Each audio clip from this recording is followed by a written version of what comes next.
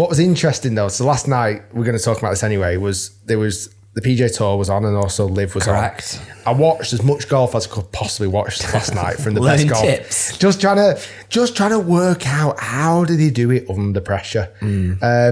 Because again, I know I can hit great shots if no one's watching or there's no pressure, but for those guys to be able to do it under that much pressure, it just baffles me. I mean, PGA Tour, Scottie Scheffler won his 6th tournament of the year. He is so good.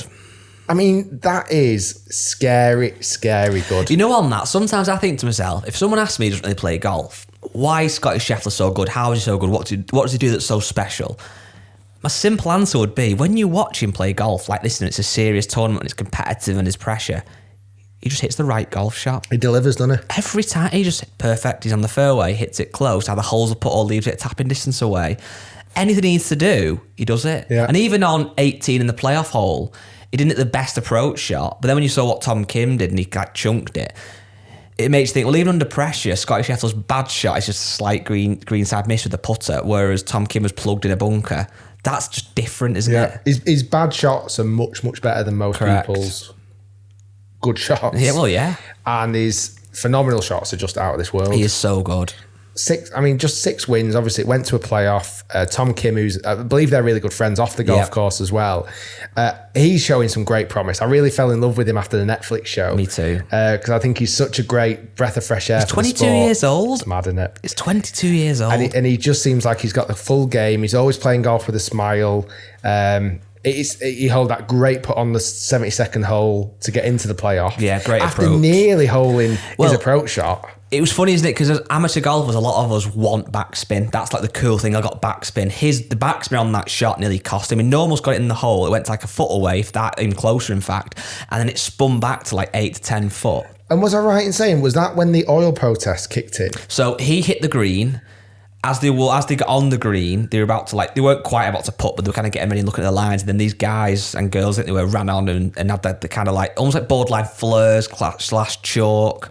The police handled it well from what I could see. The kind of quite a bit of rugby tackling going on. Well, I suppose at the end of the day, you never know what the players. Exactly. I mean, it was pretty evident early on that they were protesters, and it was something to do with obviously climate change. But you never know what they could have on them, and they have to do that, I guess. But then what I'm saying is that you have that delay, and you stood over that putt for so long. It was insane. It was insane. And then obviously they recut the hole for the playoff hole to move it away from all the garbage. And then I think Tom Kim had 100. So Tom Kim went first, he went driver, I think. And then Scottie Scheffler hit 3-wood.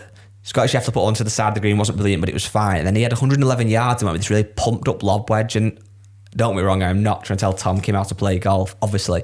But it did seem like it was a big ask. It's quite a long way to hit a lob wedge at 110 yards. And also it's going to spin like crazy. Yeah. So realistically, he's probably got to carry it 120 yards. Exactly. And then he ended up he did it a bit fat in the front trap. But it's how you look at it, because I would never dream of saying he bottled it, because on 18, the proper 18, he hit that such a good wedge shot and then hold the putt that he almost did enough, not quite enough. He will. I think he won twice already, I think, on tour. He's going to win a lot more events. It was interesting, actually, because I was kind of staying in this barn last night, getting myself prepared, cleaning my golf clubs in the sink, kind of had my laptop on, watching a bit of sport. And actually, just because I didn't have on my laptop my Sky account, I just didn't have it, I ended up going on YouTube and watching LIV. Yeah. And it was a funny week this week.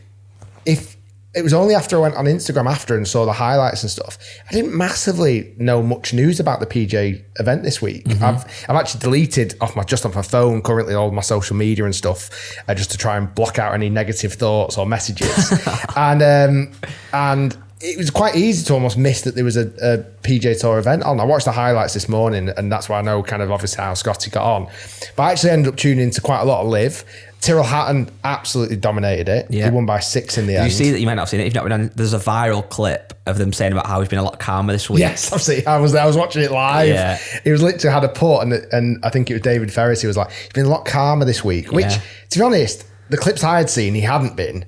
all tournament, really. Yeah. And then he hit this putt short and he just absolutely unleashed on the F-bombs and this and that. And I've said it before, and I don't particularly like it. There's young fans watching. I think they need to be careful. I understand players swear and they get emotional and they're adults, but I just think when you've potentially got a young audience watching, I would hate to see a 12-year-old at the golf club this weekend miss a putt and start effing and jeffing. Do you know what I mean? And I'd love to see that. Joking. No, I know, but yeah. He ended up winning, like dominating win. Again, I was watching him come down the stretch and he didn't miss a shot. He literally, every shot he hit, he just nailed it.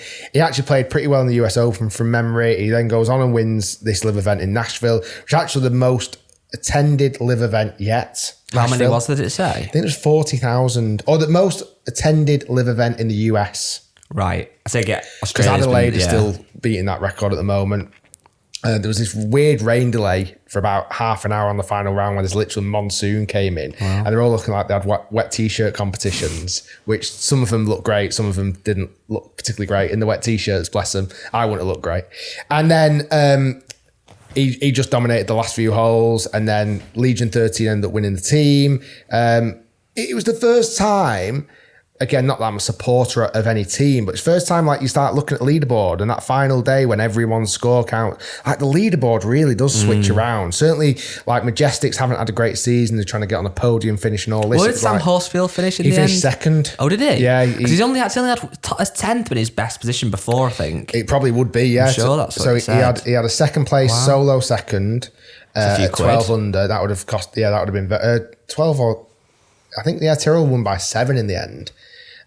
Which is mad in 3 rounds of golf. Like, to win by 7 after 3 rounds of golf, that's quite a dominating win. Yeah, Sam Horsfield came second. I think John Rahm was third. Bryson was up there. Westwood had a great round. Did he? Yeah, 9 under. So yeah, it was really quite interesting.